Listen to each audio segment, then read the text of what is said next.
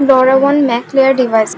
LoRaWAN এর ক্ষেত্রে Mac layer এবং ম্যাক লেয়ারের ডিভাইস ক্লাসেস থাকে এবং এখানে ম্যাক LoRa ফিজিক্যাল লেয়ারের উপরে কাজ করে। এটা ডাউনস্ট্রিম কমিউনিকেশনকে এনশিওর করে থাকে এবং ব্যাটারিকে অপটিমাইজ করে। ব্যাটারি অপটিমাইজ করে এবং ডাউনস্ট্রিম কমিউনিকেশন এনশিওর করে ডাউনস্ট্রিম কমিউনিকেশন এনশিওর করে। টোটাল 3টা ক্লাসের হয়ে থাকে device classes A, B R C. Class A হচ্ছে ডিফল্ট এবং এটা ব্যাটারি অপটিমাইজড হয়ে থাকে এবং ট্রান্সমিটের পরে দুটো রিসিভ উইন্ডো থাকে। এটার ক্ষেত্রে ট্রান্সমিটের পরে দুটো রিসিভ উইন্ডো থাকে, ডিফল্ট হয়ে থাকে এবং ব্যাটারি অপটিমাইজ হয়ে থাকে। ক্লাস বি হচ্ছে এক্সট্রা রিসিভ উইন্ডো থাকে এবং এটাতে গেটওয়ে বিকন সিঙ্কের প্রয়োজন হয়। এবং এক্সট্রা রিসিভ উইন্ডো থাকে। ক্লাস বি এর ক্ষেত্রে এক্সট্রা রিসিভ উইন্ডো থাকে এবং গেটওয়ে বিকন সিঙ্ক থাকে।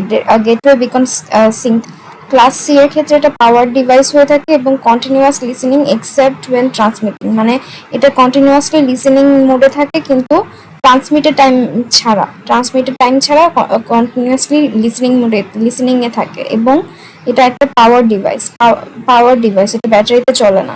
ক্লাস এ হচ্ছে ব্যাটারি অপটিমাইজড আর ক্লাস বি হচ্ছে এক্সট্রা রিসিভিং উইন্ডো থাকে এবং গেটওয়ে বিকন সিঙ্কের প্রয়োজন হয়। ক্লাস সি হচ্ছে পাওয়ার ডিভাইস এবং এটা ট্রান্সমিটের সময় ছাড়া বাকি সব সময় কন্টিনিউয়াস লিসেনিং মোডে থাকে। LoRaWAN মেসেজের স্ট্রাকচারে প্রথমে হেডার থাকে, দেন পেলোড থাকে, দেন হচ্ছে এমআইসি থাকে। Header payload and MIC. Mac header হচ্ছে 1 বাইট আর এমআইসি হচ্ছে 4 বাইট। তো এখানে হচ্ছে 5 বাইট। ফার্স্টে 1 বাইট, তারপর লাস্টে হচ্ছে 4 বাইট আর মাঝখানে একটা ভ্যারিয়েবল লেন্থ। এন্ড এখানে পেলোডের সাইজ 59 থেকে 230 বাইটের হতে পারে, 19 থেকে 250 বাইটের হতে পারে। যদি 900 ঘরে মেগাহার্জ হয়ে থাকে তাহলে 250 বাইটের হয়ে থাকে পেলোড সাইজ, এই যে ভ্যারিয়েবল যেটা। আবার 59 থেকে 230 হতে পারে। এখানে 6 টাইপের মেসেজ থাকতে পারে: join request, join accept, unconfirm data up down. Unconfirm data আপও হতে পারে, ডাউনও হতে পারে। কনফার্ম ডেটা আপ এবং down. So join request and join accept. জয়েনের জন্য রিকোয়েস্ট পাঠানো, জয়েনকে অ্যাকসেপ্ট করা। আনকনফার্ম ডেটার আপ অ্যান্ড ডাউন, কনফার্ম ডেটার আপ অ্যান্ড ডাউন।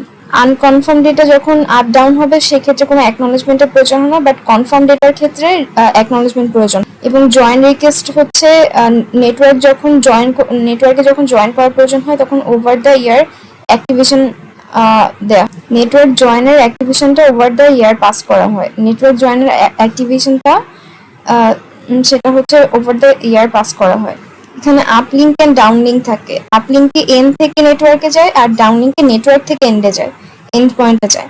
সো আমরা যদি এন্ড পয়েন্ট মানে একটা ডিভাইস থেকে নেটওয়ার্কে ডেটা পাঠাতে চাই তাহলে সেটা আপ লিঙ্ক, আর যদি নেটওয়ার্ক থেকে ডিভাইসে কোনো ডেটা নিতে চাই সেক্ষেত্রে সেটা down link.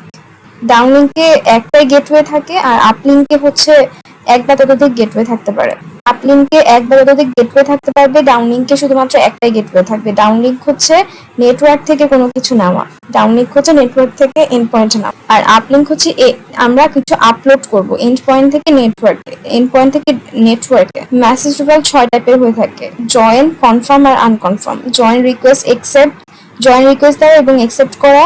আনকনফার্ম data up and down, যেটাতে কোনো অ্যাকনোলেজমেন্ট লাগে না। Confirm data up and down, যেটাতে অ্যাকনোলেজমেন্ট দরকার হয়। এবং এটা মেসেজ স্ট্রাকচারে MAC header, payload and MIC থাকে। হেডার হচ্ছে 1 বাইট আর এমআইসি 4 বাইট। ভ্যারিয়েবলে 59 থেকে 230, 19 থেকে 250 এবং ডিভাইস টোটাল 3টা ক্লাসের হয়ে থাকে। ক্লাসে বি, সি। ক্লাসে ডিফল্ট হয়ে থাকে, এটার জন্য 2টা রিসিভিং উইন্ডো থাকে আফটার ট্রান্সমিট এবং ক্লাস বিতে extra receiving window. Class C হচ্ছে পাওয়ার ডিভাইস আর ক্লাস এ হচ্ছে ব্যাটারি অপটিমাইজ এবং ডিফল্ট। এবং ক্লাস সিতে কন্টিনিউয়াস লিসেনিং থাকে ট্রান্সমিশনের টাইম ছাড়া, আর ক্লাস বিতে গেটওয়ে বিকন সিঙ্কের প্রয়োজন হয়। ম্যাক লেয়ারটা মেইনলি ফিজিক্যাল লেয়ারের উপরে, LoRa ফিজিক্যাল লেয়ারের উপরে কাজ করে এবং এটা ব্যাটারিকে অপটিমাইজ করে থাকে এবং downstream communication ensure.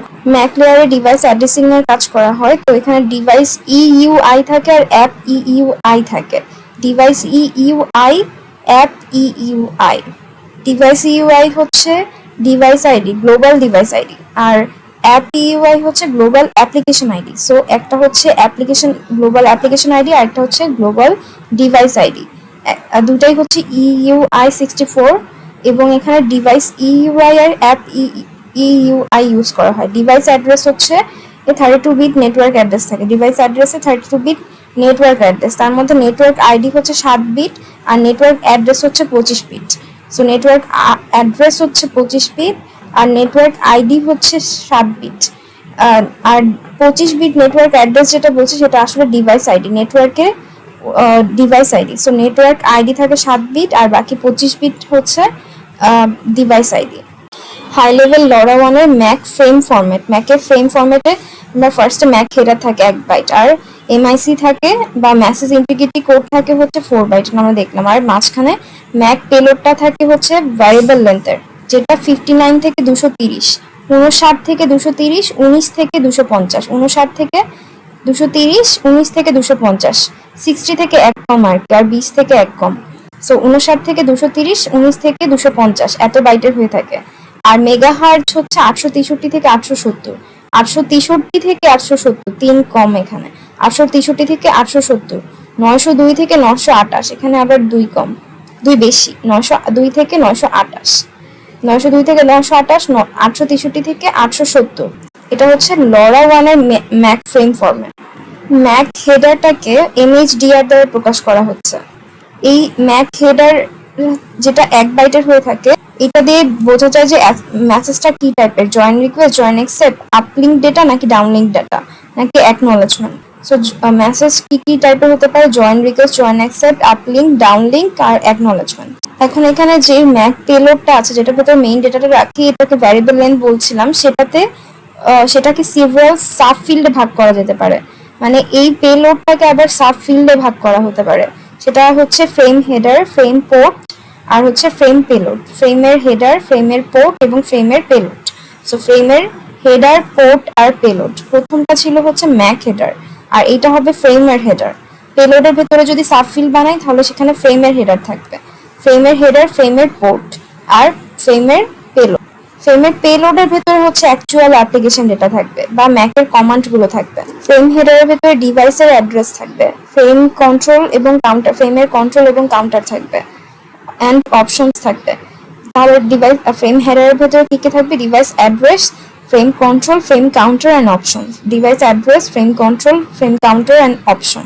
Device address, frame control, frame counter and option. Device address, frame control, frame counter and option. Device address, frame control, frame counter and option. আর পোর্ট দিয়ে আমরা বুঝবো যে পেলোডের ভেতরে অ্যাপ্লিকেশন ডেটা আছে নাকি ম্যাক কমান্ড আছে, কারণ পেলোডের ভেতরে অ্যাপ্লিকেশন ডেটাও থাকতে পারে, ম্যাক কমান্ডও থাকতে পারে।